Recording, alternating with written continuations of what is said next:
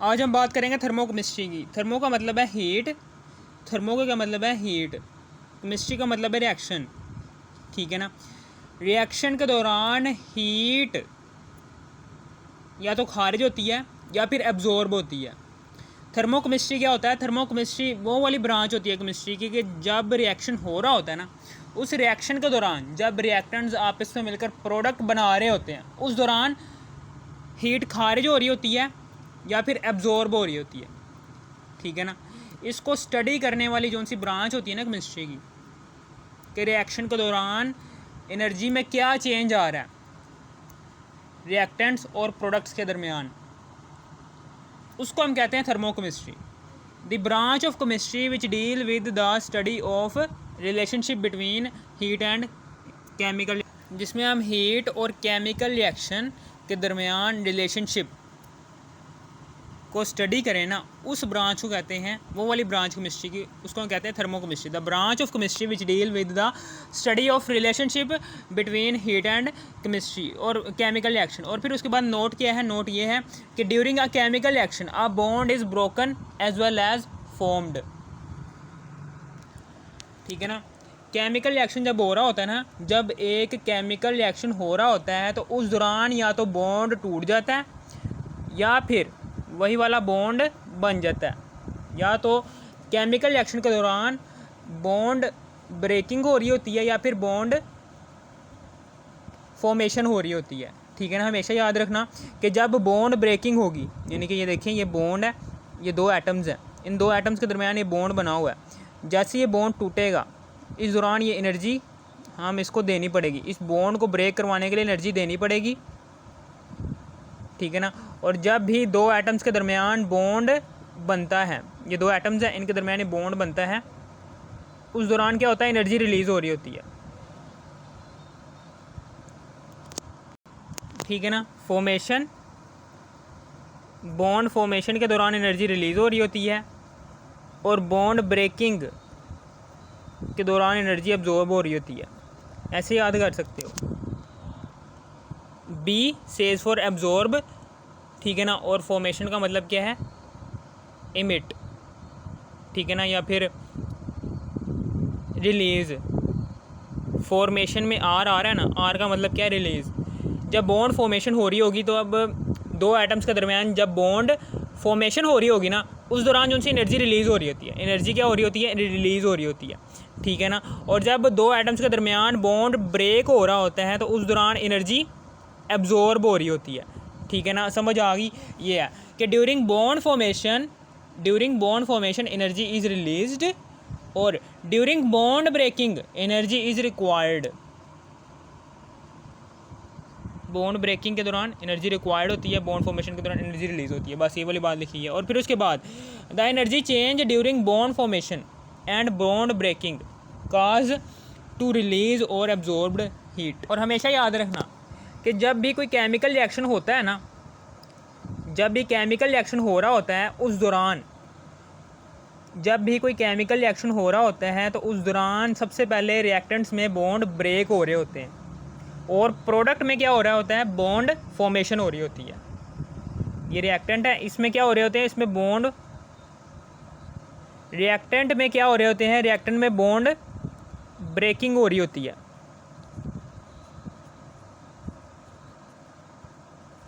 जब भी कोई केमिकल रिएक्शन हो रहा होता है ना, तो उस दौरान जो सा रिएक्टेंट होता है उसके अंदर बॉन्ड ब्रेकिंग हो रही होती है, और जब रिएक्टेंट के अंदर बॉन्ड ब्रेकिंग हो रही होती है तो प्रोडक्ट में नए बॉन्ड फॉर्म हो रहे होते हैं,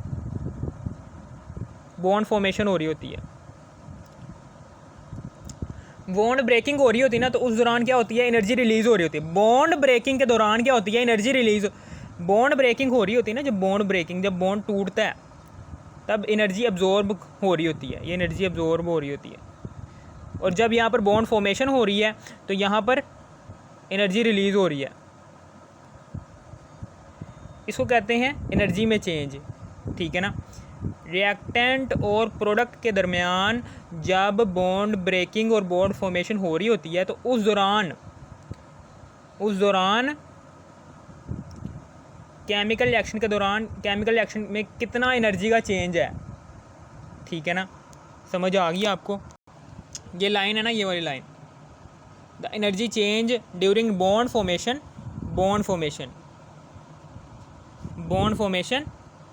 and bond breaking cause to release और एब्जॉर्ब्ड हीट, यहाँ पर रिलीज़ हो रही है हीट और यहाँ पर एब्जॉर्ब्ड हो रही है हीट, यहाँ पर रिलीज़ हो रही है हीट, यहाँ पर एब्जॉर्ब्ड हो रही है हीट।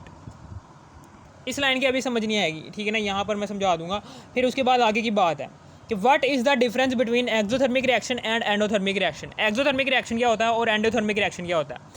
एक्सोथर्मिक रिएक्शन क्या होता है, those reaction in which heat is evolved, ऐसे रिएक्शन के जिसके दौरान हीट खारिज हो रही होती है ना, ऐसे रिएक्शंस, एक्सोथर्मिक रिएक्शंस कौन से होते हैं, ऐसे रिएक्शंस होते हैं कि जिसके दौरान हीट खारिज हो रही होती है, heat is evolved. those reactions in which heat is evolved is called exothermic reaction, और those reaction in which heat is absorbed, और ऐसे reaction के जिनके दौरान हीट क्या हो रही होती है, absorb हो रही होती है, is called endothermic reaction।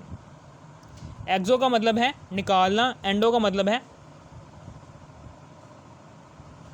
Absorb करना, थर्मिक का मतलब है हीट, एक्सो का मतलब है निकालना, हीट को निकालना, एंडो का मतलब क्या है, हीट को दाखिल करवाना, थर्मिक हीट दाखिल करवाना। फिर उसके बाद negative sign is use to represent the exothermic reaction. Negative sign को हम यूज़ करते हैं एक्सोथर्मिक रिएक्शन की, एक्सोथर्मिक रिएक्शन है ना, एक्सोथर्मिक रिएक्शन की रिप्रेजेंट करने के लिए, एक्सोथर्मिक रिएक्शन को रिप्रेजेंट करने के लिए हम नेगेटिव साइन का यूज़ करते हैं, जबकि एंडोथर्मिक रिएक्शन की रिप्रेजेंट करने के लिए हम पॉजिटिव साइन का यूज़ कर रहे होते हैं। नेगेटिव साइन का हम तब यूज़ करते हैं जब प्रोसेस कौन सा हो रहा हो, एक्सोथर्मिक प्रोसेस, और पॉजिटिव साइन तब यूज़ करते हैं जब कौन सा प्रोसेस हो रहा हो, एंडोथर्मिक प्रोसेस, ठीक है ना, समझ आ गई आपको। और फिर उसके बाद यहाँ पर क्या होता है, यहाँ पर अब चाय लगा, फॉर एग्जाम्पल ये चाय है, आपको पता है कि चाय बहुत ही ज़्यादा गर्म होती है, जबकि रूम टेम्परेचर बहुत ही ज़्यादा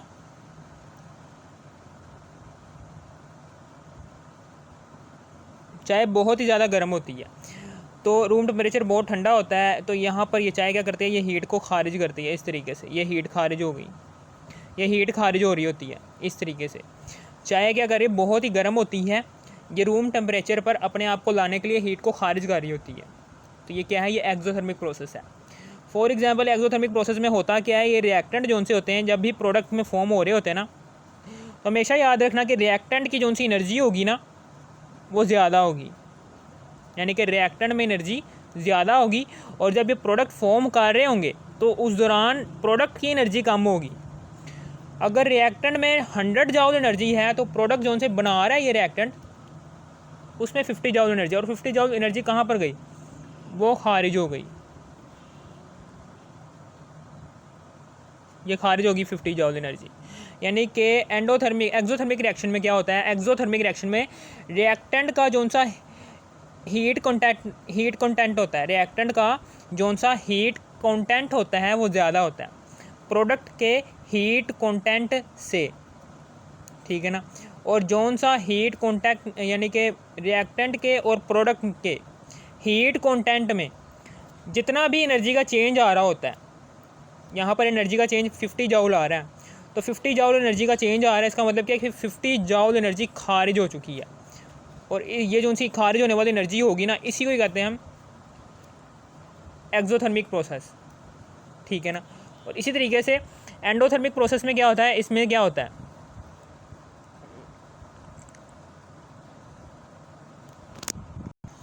इसमें हम पानी लेते हैं,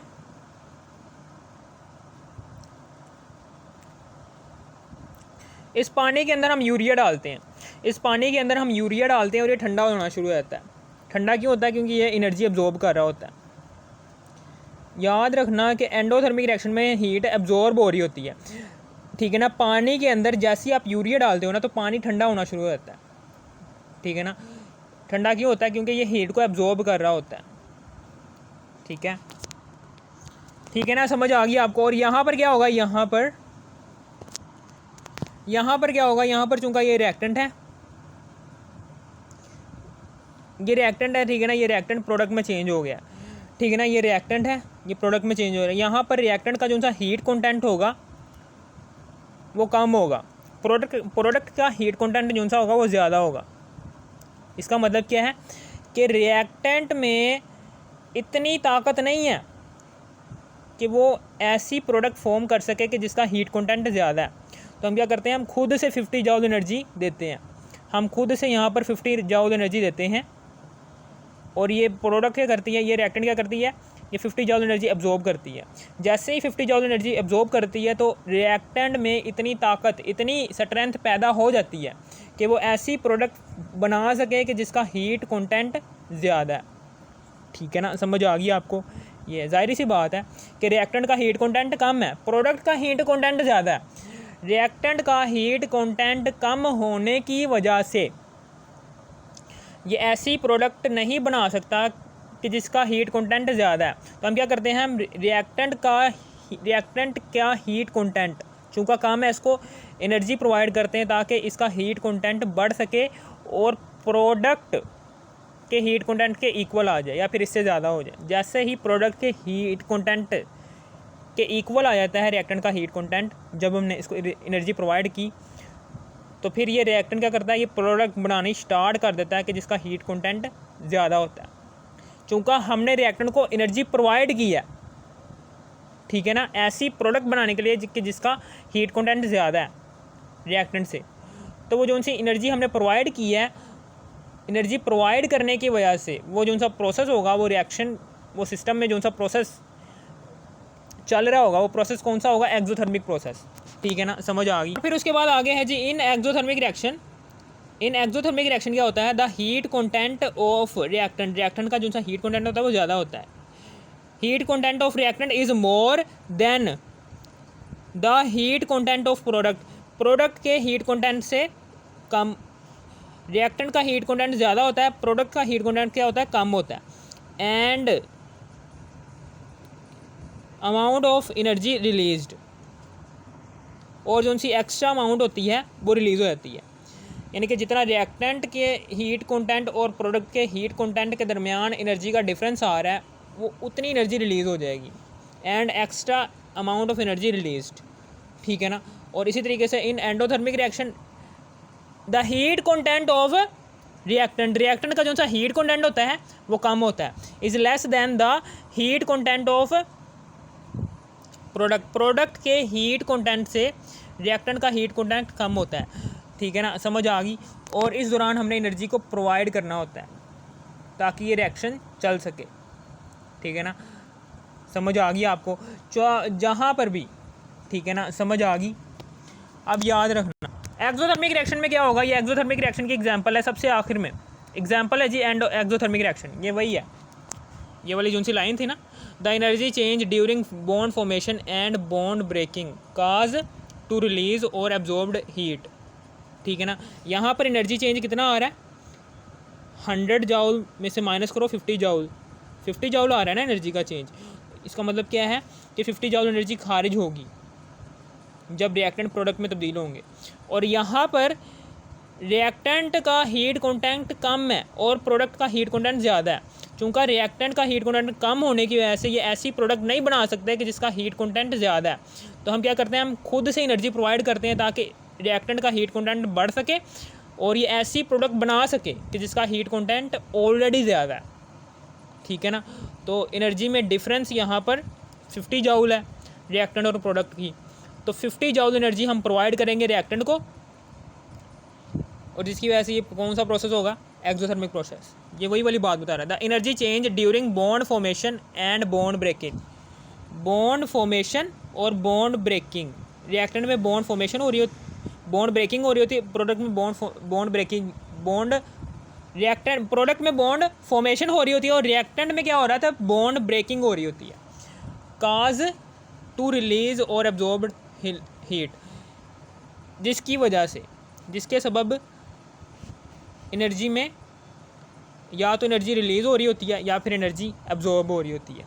ठीक है, अब इसकी एग्जांपल है जी, सबसे पहले जी एक्सोथर्मिक रिएक्शन की एग्जांपल लो कि कार्बन जब ऑक्सीजन के साथ रिएक्ट करता है तो कार्बन डाइऑक्साइड बना देता है, और यहाँ पर एनर्जी का चेंज कितना आता है, delta H is equal to -393 kilo joule per mole. इसी तरीके से यहाँ पर एक और एग्जांपल है जी किसकी, एंडोथर्मिक प्रोसेस की। यहाँ पर ये हाइड्रोजन है, ये हाइड्रोजन के 2 एटम्स हैं, इनके दरमियान बॉन्ड ब्रेक करवाने के लिए हम, बॉन्ड ब्रेकिंग हो रही है तो यहाँ पर हीट प्रोवाइड करनी पड़ेगी। तो कितनी हीट प्रोवाइड की हमने, चूँकि ये एक्सोथर्मिक रिएक्शन, एंडोथर्मिक रिएक्शन है, तो एंडोथर्मिक रिएक्शन में इंथाल्पी के चेंज का साइन क्या आएगा, पॉजिटिव में आएगा। पॉजिटिव 218 किलो जॉल पर मोल एनर्जी प्रोवाइड करेंगे, फिर जाके ये बॉन्ड टूट जाएगा। समझ आ गया आपको, ये है और तो कुछ नहीं था। इसका मतलब क्या है कि कार्बन और ऑक्सीजन के दरमियान जब बॉन्ड बनेगा तो कार्बन डाइऑक्साइड, जब कार्बन ऑक्सीजन के साथ रिएक्ट करेगा ना तो कार्बन डाइऑक्साइड बनेगी। इस दौरान एनर्जी रिलीज़ होगी।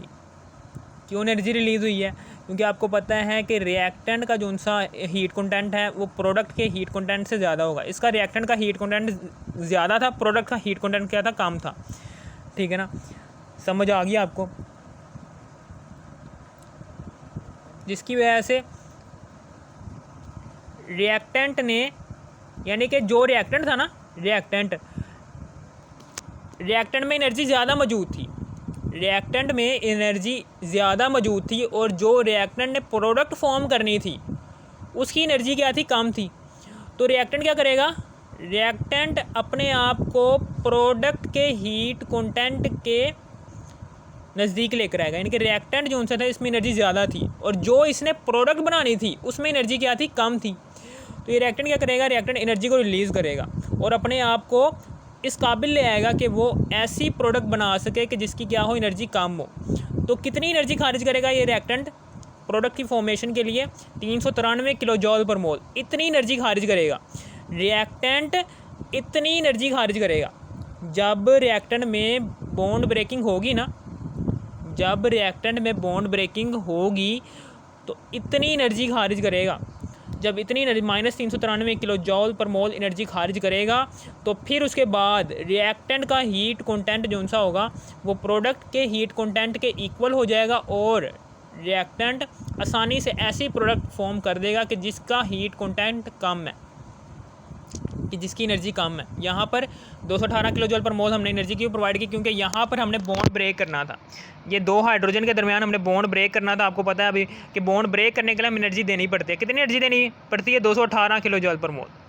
जैसे हम इतनी एनर्जी प्रोवाइड करेंगे ना तो ये बॉन्ड अपने आप टूट जाएगा। ये बॉन्ड टूटा, एक हाइड्रोजन इधर चला गया, एक हाइड्रोजन इधर चला गया। बॉन्ड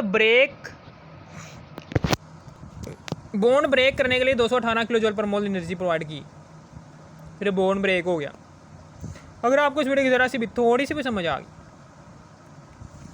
ठीक है ना। हाँ, आप ये भी कह सकते हैं कि रिएक्टेंट का हीट कंटेंट क्या है, कम है, प्रोडक्ट का हीट कंटेंट क्या है, ज़्यादा है।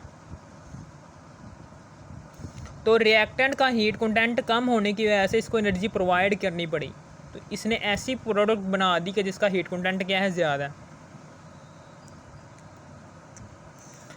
अगर आपको इस वीडियो की ज़रा सी भी थोड़ी सी भी समझ आ गई, इस वीडियो कर दो लाइक और सब्सक्राइब और शेयर भी कर देना। Thanks for watching me.